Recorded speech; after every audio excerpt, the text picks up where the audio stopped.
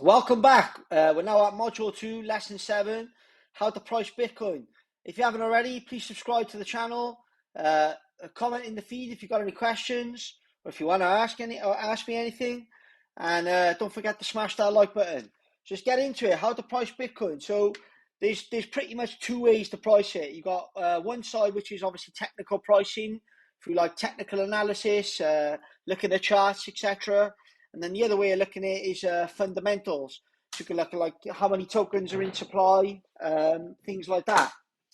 So first thing you want to look at is like, so you got, if you think of it like you got centralized and decentralized people, you got robots trading this day in, day out, and you got what you call a buy. So you got buy orders, which is basically a bid, and then you got sell orders, which is basically an offer. So if I go over to Binance, for example, let's just say now I'm on Binance, and we got here BTC USDT, so that's Bitcoin and Tether, and you'll go down here, so you'll see all the market trades. Let me just try and pull the screen down a bit more.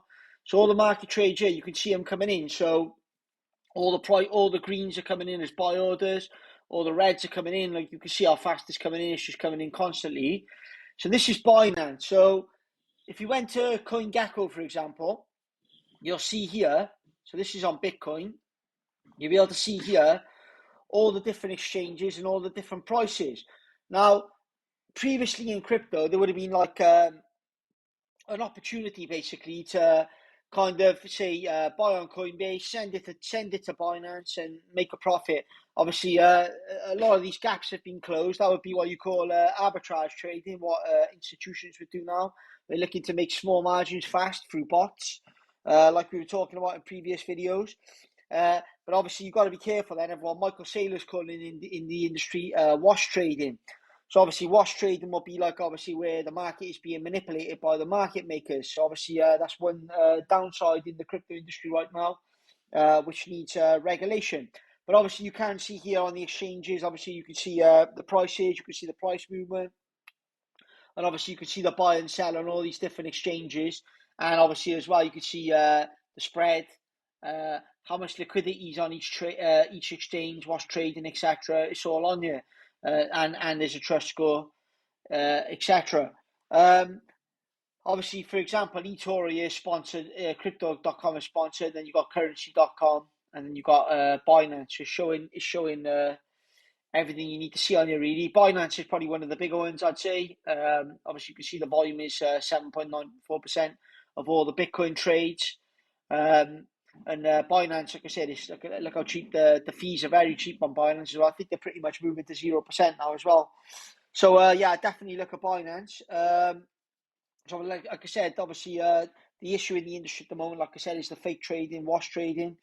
And then there'll be other trades as well that we wouldn't see, which would be what you call over-the-counter OTC. So basically, the institutions would come along, they go straight to basically the exchanges and buy direct, or they buy direct like from some kind of party, and you wouldn't see those trades, and they're buying small trades not to move the market, and that's how they do it.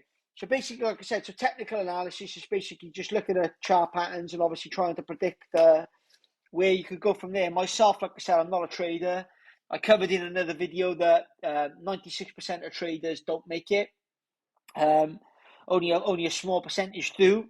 So yeah, that is pretty much trading. The next one then it would be fundamentals. So you look at things like long-term market-driven supply and demand, like we discussed in previous videos. So, like for example, Bitcoin is capped at 21 million Bitcoins. Obviously, you got the stock to flow then coming out. So you'd look at Bitcoin like a gold. So there's a good thing to look at. If you go to I think it's 100 trillion US, 100 trillion. I think it's 100 trillion BTC. I think that's the website. Yeah, Plan B. So this guy here, Plan B, he did have a stock to flow model, but unfortunately it's failed. But it didn't stack up. But it doesn't mean to say that it won't stack up over the decade. It hasn't stacked up for 2022 on his prediction. but he put some good analysis out there for the long term. So, like for example, like fundamentally, like you'd be looking at Bitcoin more like gold or silver, pricing it as a commodity through like stock to flow ratio. Like I said, look at someone like Plan B. There's a good book as well called The Bitcoin Standard by Saifedean. I'll take a look at that as well. So there's 10 things really you could look at. So I'd say, okay, so where's the future demand? So I'd look at 10 things. So number one, I'd say you're looking at use cases of Bitcoin. Number one would I'd be saying money printing protection, against currency printing, etc. Two would be money you can own, money you can spend, like I went through in another video. Three would be money without censorship. Four would be kind of like the gold and silvers investors capitulating into Bitcoin over time as it gets more regulated, even if they start allocating towards it. Another factor would be probably negative interest rates will probably speed up the demand. Protection from governments would be one. Millionaires, billionaires looking to store their money in a safe haven. Institutions coming in as regulation gets better, as we've said. And then you've got the retail started to move their pensions towards it over the coming years. And then I'd be looking at like protection from things like CBDCs, like we went through in other videos, because obviously you've got decentralized, decentralized. So it's a way to kind of opt out of the CBDC system where you can still own and spend your own money. So yeah, there'd be the 10 things I'd be looking at, and that pretty much covers where we are right there.